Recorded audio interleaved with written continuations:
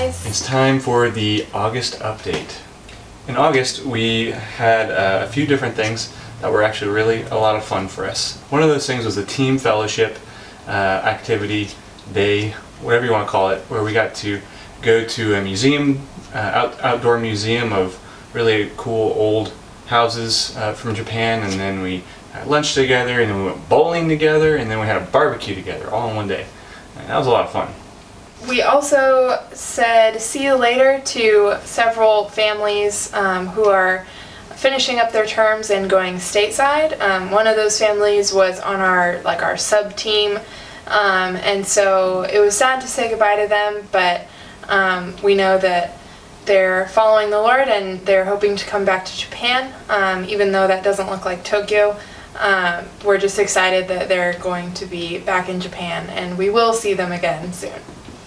Along with that, we have a handful of families who are going stateside for what's called a stateside term, STAS, you'll see a lot of times. And that just means they're going to go back stateside, spend some time with family, refresh a little bit, do some training, talk at churches. And we also just got a family back from their stateside assignment, so that was fun to celebrate with them, and they got to join on that fun day, and so it was like one huge happy family on that one day. It was really fun. So lots of change happening on our team this month and then with the next month, but it's going to be good, and they get to come back, so that's the best part. So in addition to all the fun that we had with our team this month, we also got to have some good fun fellowship with our church, Dendokan. So first off, we had Yukata Sunday. Yukata is like the summer, like traditional clothes that people wear. It's like a robe. And so I actually got to participate in like this little fundraising event where one of the young ladies taught how to properly put on the yukata, and it's a lot more complicated than it looks, but it was a lot of fun, and that was all in Japanese, so that was a good adventure for me too. Yeah, and so over the course of the last couple of months or so, the church has been doing different fundraising activities. Like she mentioned, this was a opportunity for fundraising for family camp. And that's something that this church, our church Dendokan here, does every year, and it's an opportunity for the whole church to get together, go do a church retreat, but that stuff costs money, and even more so in Japan. So they're doing lots of fun little different fundraising opportunities, and like even today they were making fancy little drinks and selling them, and all those proceeds go to subsidizing a little bit more towards the family camp for everybody. Yes. We also have English small group every month. We've mentioned that in several videos. But this month we actually got to host here in our home. And that was a lot of fun for us because like when we were in North Carolina, we hosted small group half the time, and it just felt really good for us to be able to like open our home to our friends and enjoy each other's company here. So yeah, that was just a really fun night. So gonna go on to prayer requests here. So like I said, we're doing family camp, and that's actually happening this month in September. So at the end of September, we're going to be going with the church to the Izo Peninsula, which is not too far away from Tokyo, but it's enough to be out of town and be away from Tokyo and be able to be together as a church family and focus on Christ together and on the church. So please pray for us as we're going to be going. For us, it's going to be a language learning opportunity, so we're going to be exercising those language muscles every single day, and that's the primary reason why we're going. But it's also going to give us opportunities to build further relationships with others, and and who knows what else could happen with that. So along with that, if you'll pray for me, as I'm going to be sharing my testimony 100% in Japanese. It's going to be the first time that I've done that. Tara's already done it, but now I'm responsible to do it in front of the church, and on top of that, we're going over that content in our lessons right now. So anyways, yeah, be praying for me as I share my testimony there, and then just be praying for us as a church and traveling mercies and getting there and coming back, and nobody gets sick and nobody gets hurt, and it's just a good, healthy, and encouraging time for us all. So the big change that's coming in September, actually tomorrow, is starting full-time, 40 hours a week of language learning. During August we had a little bit of a break, and so we're jumping back in, but it's going to be lessons, and so that looks like 3 hours for each of us every day in a lesson with a personal tutor, and then a couple hours of studying by ourselves, like doing homework and things, and then we've also been asked to do 2 to 3 hours, or over the week, the equivalent of 10 to 15 hours of community-related time. And so what that might look like is hanging out with friends, or going to Bible studies, or volunteering in our community.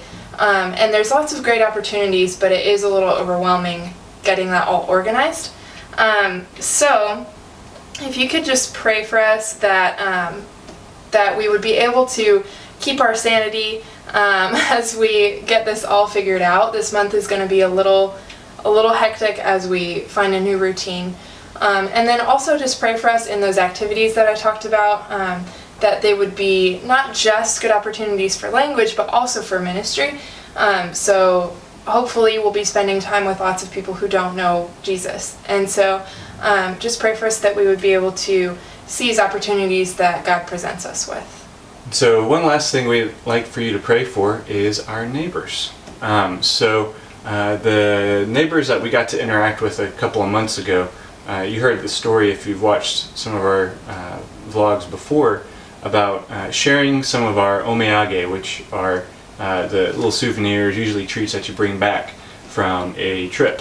And then you share it with your local community. So that might be your group of friends, it might be your neighbors, it might be your church, whatever your situation might be.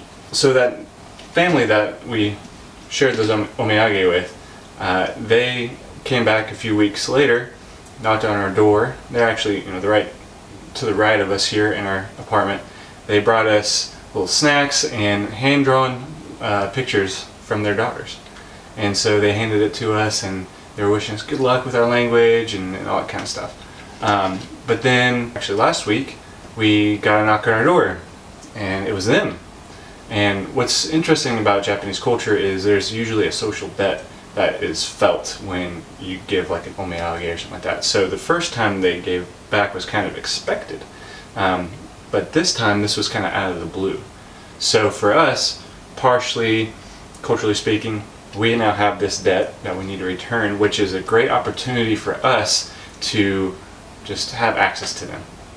And so they drew us these wonderful pictures here this time, and they brought us nashi, which is Asian pears. They're a little bit different than your typical pear that you get in America. They were great. Really delicious. So they're like gift fruit, which is like another level of deliciousness. And so anyways, it was just a really cool opportunity for us to interact with them. They encouraged us, and this might be an opportunity for us to fit into that part of that 10-hour thing that we're doing, just being with Japanese.